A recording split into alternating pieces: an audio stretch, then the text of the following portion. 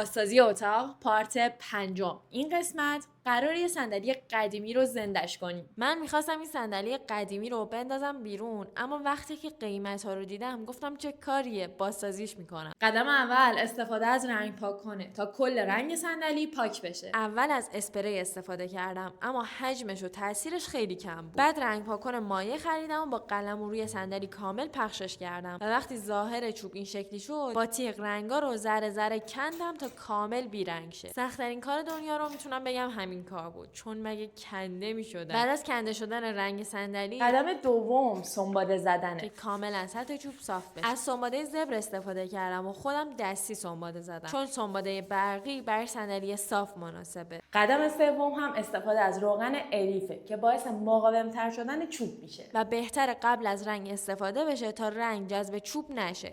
اینطوری کار هم تمیزتر میشه. قدم چهارم هم بتونه کردن سوراخ و درزای صندلیه. این صندلی چون خیلی قدیمیه ترک هم زیاد داره. همشو با بتونه چوب پر کردیم، دوباره سنباده میزنیم تا سطح چوب کاملا یک دست شه. و حالا نوبت رنگ کردن صندلیه. اینجا 2 تا گزینه داریم: رنگ روغن که کاملا یک دست میشه و بافت چوب رو میپوشونه، و شاپان که شبیه رنگه اما بافت کلی چوب رو حفظ میکنه. من شاپان رو انتخاب کردم با رنگ قهوه‌ای. درستش اینه که شاپان رو با تینر رقیق کنیم و یک لایه نازک روی چوب بزنیم، که من یه کمی بیشتر از یک لایه نازک زدم و نتیجه زیادی تیره شد. اما خوبیش اینه که میشه با تینر اثر شاپان رو کم کرد و در نهایت شد این. و وقتی خشک شد رفتم سراغ مرحله آخر، یعنی روغن جلا رو هم با تینر قاطی کردم که رقیق بشه و یک دور کامل روی کار زدم تا اینطوری براق بشه و زیباتر. حالا که نتیجه رو میبینم خیلی خوشحالم که صندلی رو دور ننداختم و بازسازیش کردم. پارت بعدی میبینمتون. خدافظ.